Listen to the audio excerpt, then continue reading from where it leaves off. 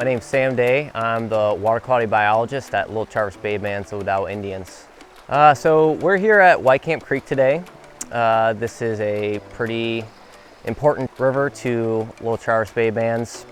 And we're here because we're replacing a culvert here on Whitecamp Creek in the near future. What you can kind of see is that the culvert is ever so slightly perched. Right now at probably a few inches, but you know, if the water level drops further, then you know, it could get closer to half a foot or maybe a foot.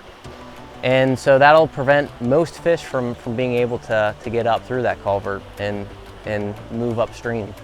The other problem with culverts is that even when they are fully submerged, sometimes the culvert being so small for the stream, the flow gets choked through it and the flow becomes very quick through it.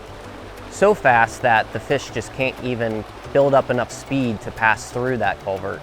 Culverts can be, you know, an issue for passage for lots of aquatic organisms. Things like salamanders, bugs. You know, we don't necessarily think, most people don't think about bugs being really important, but bugs are the base of the food web for these fish, and when they come to a culvert, they don't have any way of passing them either because there's no substrate in them for them to crawl on.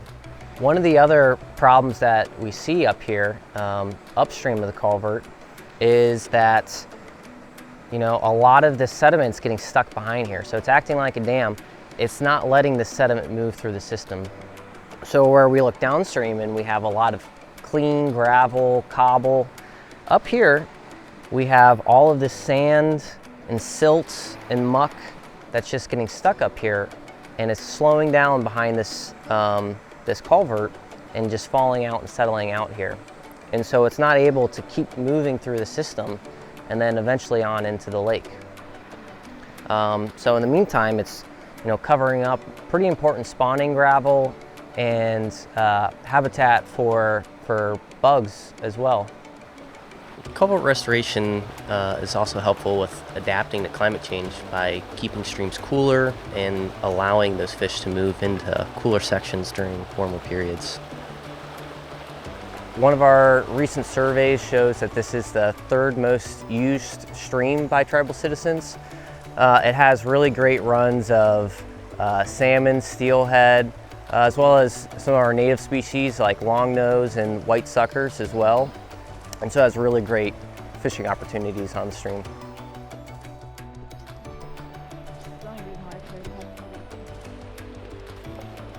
It's part of who we are, you know, like that's part of how we were reaffirmed to, you know, the United States government.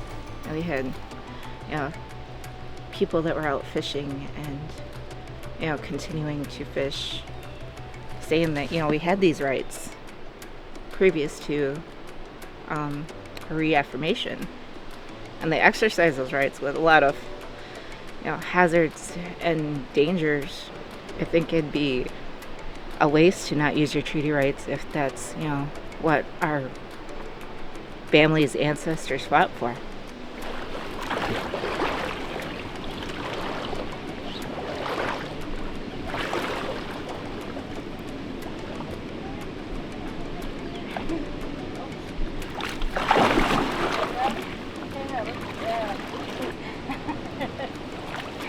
Usually my time is in the fall. I like to go for the salmon. So we chase the salmon up and down the tannery in the Bear River. Throw lines in too, but I do pretty good. It feels good. It's awesome. It's kind of fun.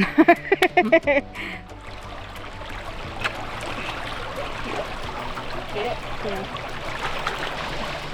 I don't even know how to describe it. I was asked, you know, to describe how this feels, and it's just, how do you describe something that you do every day? I don't know. It's just a way of life. All right, so we're here on the Carp River at Gill Road, and we're looking at a free span timber bridge that we put in back in 2019. And so this is similar to what's going to be going in on Whitecamp Creek. What you can see here is that you know, the river is moving much more naturally through this structure. It's appropriately sized, and so it's not creating a damming effect up here on this upstream end. This kind of work is something that's, for me, really important to help restore and protect our fish populations for years to come. You know, especially in the face of climate change, fish are facing pressures like they've never faced before. And so by removing these culverts, we're giving them the best chance that we can give for them to persevere through climate change.